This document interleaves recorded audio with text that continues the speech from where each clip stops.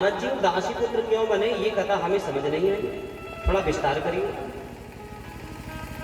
सूत जी कहने लगे, ऋषियों एक बार की बात है, जब सृष्टि का संचालन हुआ, सृष्टि का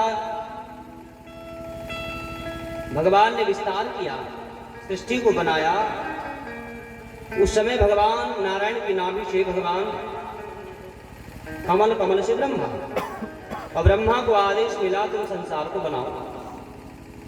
तो भगवान ब्रह्मा के शरीर से 10 पुत्र, मरीचि, वशिष्ठ,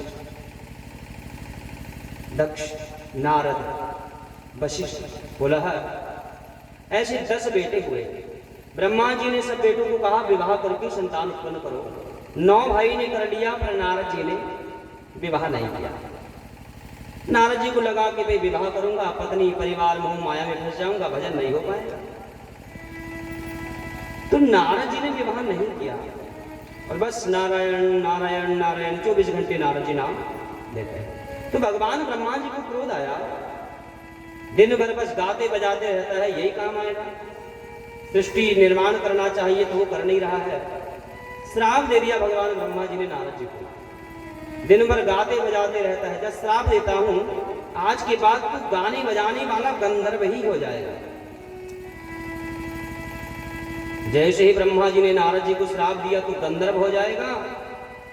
तो नारद जी को भी क्रोध आया, भाई ये मानव शरीर मिला भगवान का भजन करने के लिए और भजन कर रहा हूं, तो पिताजी ने श्राप दे दिया।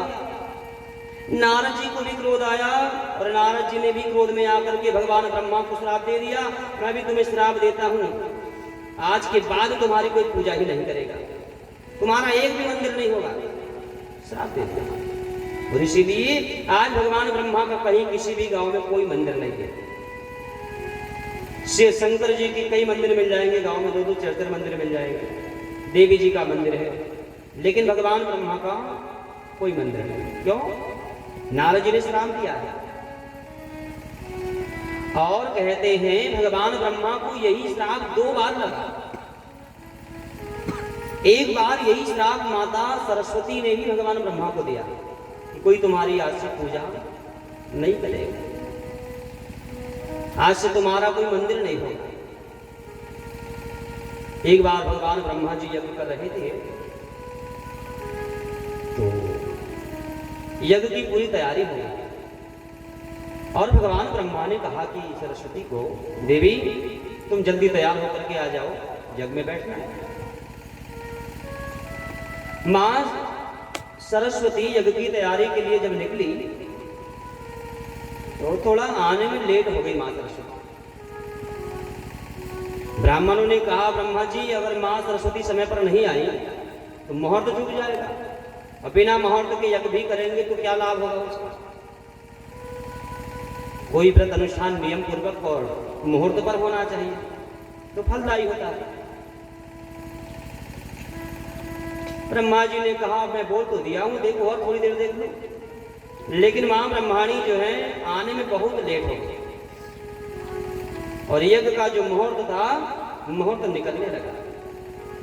तो ब्रह्मा जी ने कहा ब्राह्मणों से, क्या बिना सरस्वती के यज्ञ नहीं हो सकता?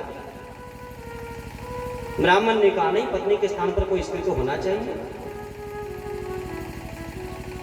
अब सरस्वती तो आने में बहुत विलंब हो रहा है, तो फिर ब्राह्मणों ने एक उपाय किया, वेद मंत्र पढ़ना प्रारंभ किया